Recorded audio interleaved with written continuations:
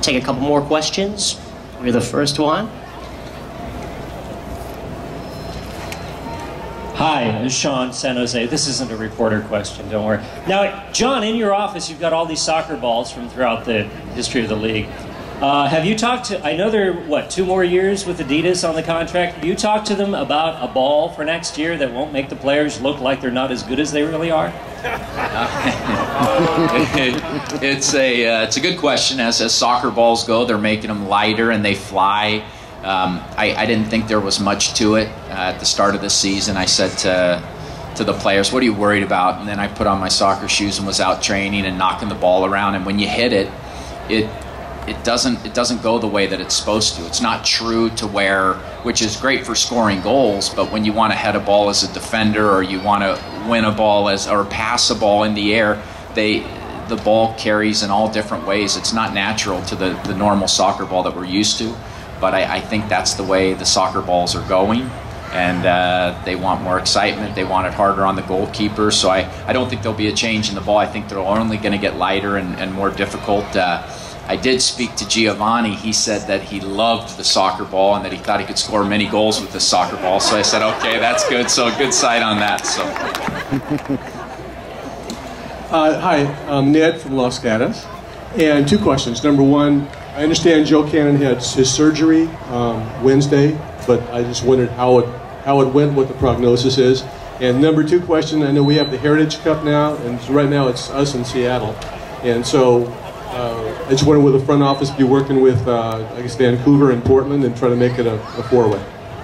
I'll take the second one, and then John can take Joe. On the Heritage Cup, that was something that, as you know, Soccer Silicon Valley and fans wanted to carry that tradition on, and we supported your group and Soccer Silicon Valley. Seattle didn't want anything to do with it, so they basically told us we don't want it. They told basically get lost until this year when they, for some weird formula, they won it, and then they were out there on our field parading it. So that's kind of how traditions are born in soccer, and so we think it's fun. It's something with the fans, and anytime the fans get more involved, we're going to support it. So we'll be talking to Portland and Vancouver. One of our good friends from Tottenham has taken over as the chairman of Vancouver, Paul Barber. So I think you're going to see this become a bigger trophy, and we'll have a lot of fun. Yeah, and Joe Cannon, you know, I'll go through a little at Joe Cannon and John Bush, and as you look at those things, when John Bush became available, we thought, hey, it's someone, we all love Joe Cannon, think he's a great goalkeeper, that's for sure. And we thought, hey, we may need a better backup at the time. Andrew maybe's not ready. And as it went, we were able to get John Bush for a very good price. And he's a #1 goalkeeper in the league also. So then they competed obviously for the position, and I think it was a great tribute to Joe, how he was able to persevere and play a great game the other day, and we were extremely happy how well he played, and it was great to see us winning and him. And then Monday morning, we're all happy and everything's going right, and the Giovanni thing's looking good, everything's going right. Joe just goes to catch a ball, takes a step, you hear a crack, he goes, I broke my leg. You're going, no way, it's impossible. He goes, yeah, I just stepped and boom, broken leg. So it looks like he had surgery on, I think it was Tuesday, and everything went well. We expect to see him back next season, and you know, we're looking forward to having him back next season. Questions? Raise your hand. All right. Hello, my name is Ross from Walnut Creek.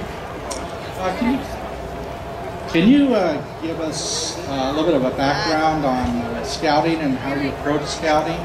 Do you have a group of people that are dedicated to scouting? What's the philosophy or policies that the club has? You know, a great question. We there's probably two things to that. I would say the college system, where I think teams and people maybe take our college players for granted. I think there's some gems, as we see with Iko Para this year, that he's a player that comes right in as a star. You see that through other teams. So I think the old philosophy with the San Jose Earthquakes was the draft wasn't that important. In the middle of last season, I said, hey, the draft is real important. Let's really focus on that.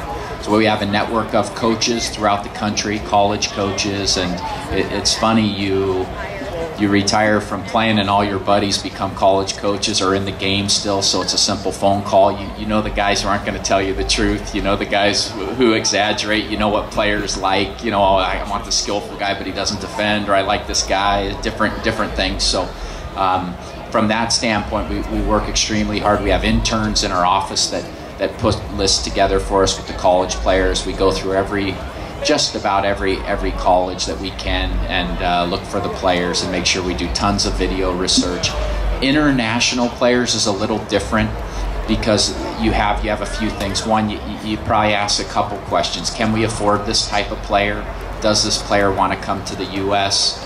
Is this player going to make a difference in our league? Are they good enough? You know, from outside, everybody thinks, oh, if they've played in Europe, they're going to come here and it's going to be easy. And there's plenty of examples that you see that have come to the MLS and teams have spent money and guys haven't made a difference, and a college American kid has been better. So in our international scouting, we use a group of agents that go through things and guys that we trust. But in the end, it falls to myself and Frank Yallop. It's hard to bring a player and say, hey, Frank, here he is. You know, he's yours. Frank has to see the player and believe in the player, or he doesn't play the player. So it's something that we work hard on. We have a group of people that help us, and it's been good so far. But it's a difficult thing. We're not scouting in the United States of America. We're scouting all over the world, and we're in competition with all the other teams in the world. With Giovanni, you know, you go, okay, English Premier League. He wasn't going to go back there. But the German Bundesliga was interested, and they have way more resources than we do. We have beautiful weather and a good league. But and we had Andre Luis, who was instrumental in that, in being a friend of his. And then he had a chance to go to Turkey, and he had a chance to go to the United Arab Emirates, where they just pay him cash, big money. So it's not easy, but yeah, we work real hard at it. Other questions? Over here, anywhere?